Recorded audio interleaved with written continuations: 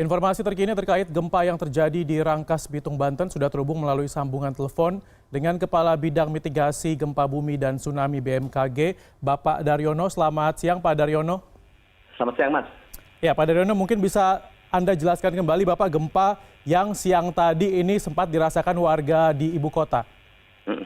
Ya, jadi pada pukul 11:04 waktu Indonesia Barat tadi terjadi gempa berkekuatan 5,1 di Banten Selatan ya.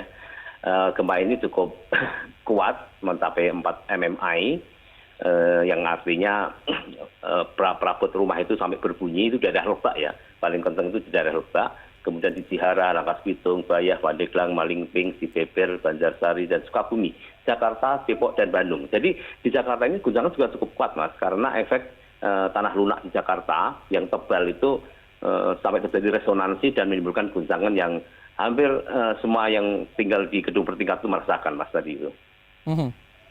Oke, kemudian Bapak, ini apakah berpotensi terjadi tsunami, Pak Daryono?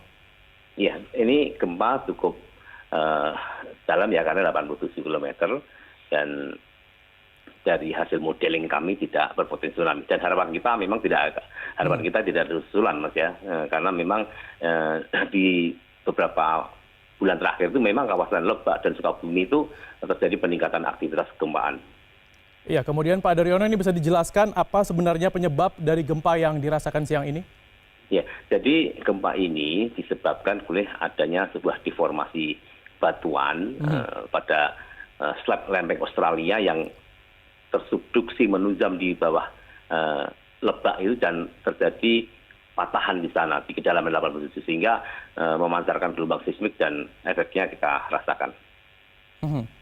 Ya, kemudian Bapak, ini biasanya kalau misalnya gempa ini kan terjadi biasanya ada pergerakan di lempeng. Nah, ini apakah memang gempa yang terjadi hari ini nantinya akan bisa dibilang menjalar atau sebelumnya dari gempa-gempa yang terjadi di daerah lain, Pak Daryono? Iya, jadi gempa itu posisinya tidak saling menjalar kemudian saling memicu ya, karena masing-masing gempa itu memiliki sumber gempa sendiri dan memiliki medan tegangan sendiri, dan kapan matangnya, kemudian akumulasi dan mengalami batas elastisitas yang sudah tidak bisa ditoleransi lagi sehingga patah.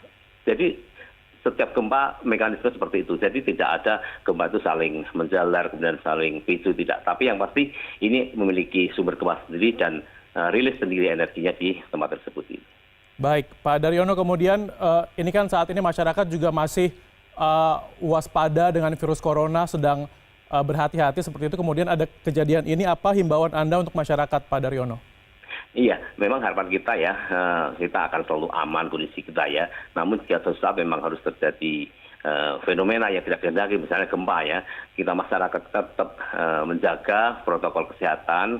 Jika terjadi evakuasi ya, tetap menjaga jaga jarak dengan social distancing, physical distancing, kemudian tetap menggunakan masker sehingga efek dari bencana itu tidak ketambahan dengan semakin meluasnya tersebarnya pandemi ini, Mas. Ya, baik, Bapak Daryono, Kepala Bidang Mitigasi Bencana Gempa Bumi dan Tsunami BMKG, terima kasih atas waktunya untuk CNN Indonesia.